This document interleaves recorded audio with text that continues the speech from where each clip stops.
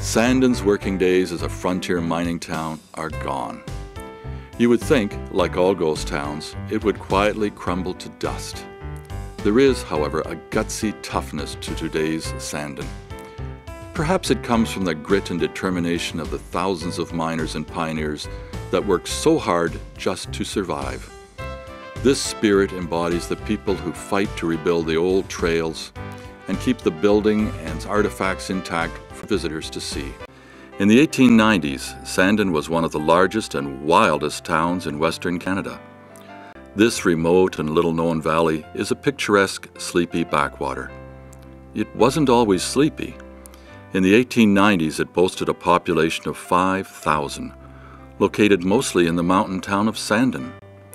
Sandon's steep mountains contain some of the richest deposits of silver, lead, zinc ore in Western Canada.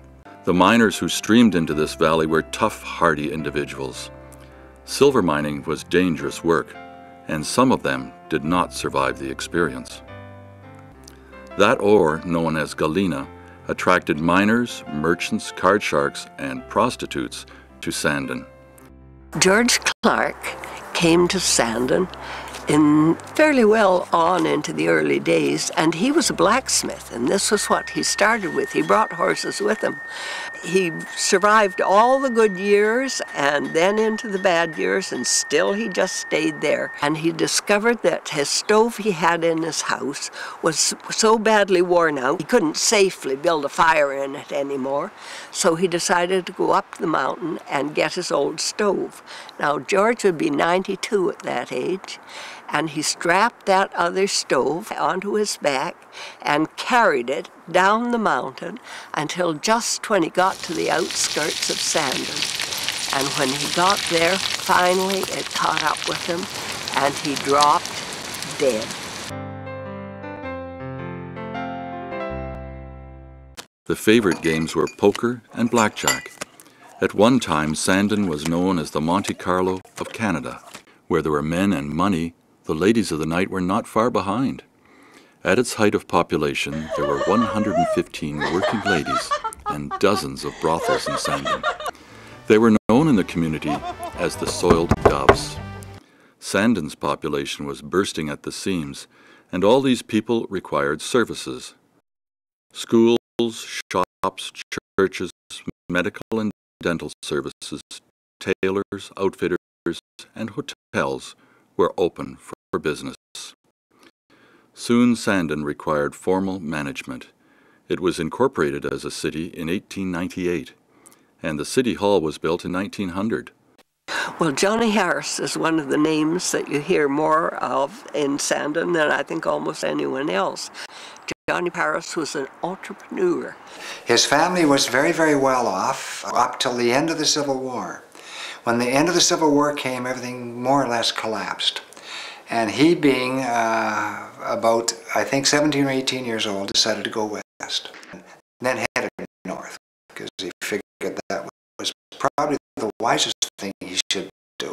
He took a lot of money with him north, and so he settled down into Sandon and became the king of Sandon. And he liked to gamble, and of course there were some very shrewd gamblers, a lot of them in Sandon, a heck of a lot. I think the gamblers were about on the par with the number of prostitutes in that town. When the town was first laid out, nobody really went through the legalities of laying the ownership of their lots. And so Johnny Harris, being an entrepreneur and a man looking for the main chance, went and bought up all the lots. And then told people that, well, this is my property, now you have to get off. And of course these people instigated lawsuits and all kinds of counterclaims. And that thing was in the courts for 10 years. And finally was found in Johnny's favor. Miners and pioneers that worked so hard just to survive. This spirit embodies the people who fight to rebuild the old trails and keep the building and artifacts intact for visitors to see. It is still tough today. The Sandon Historical Society receives no government funding and relies on donations to keep going. The winters are extremely difficult and take a toll on all the buildings. The work of preserving Sandon is immense and is done only by volunteers.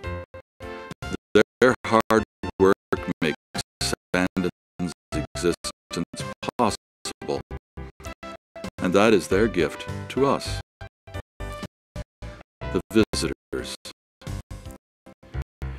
If you visit Sandon, be sure to relax and spend some time exploring. Over the rushing waters of Carpenter Creek, perhaps you will hear the rattling of ghost machinery, or the footsteps of some old miner on his way to the bunkhouse. In Sandon, there is a ghost around every corner.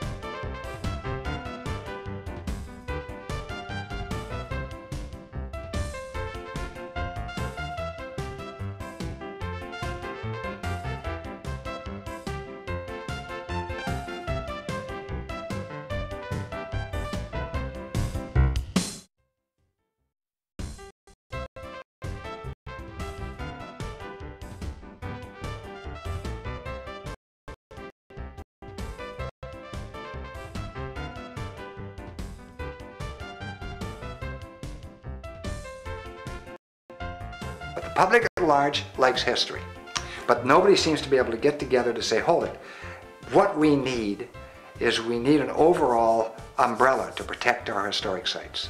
That's what they've done in Ireland. They've done that in England. And people like the Old West. They like wandering through a town and hearing their foots on the boardwalk. And that's the way it works.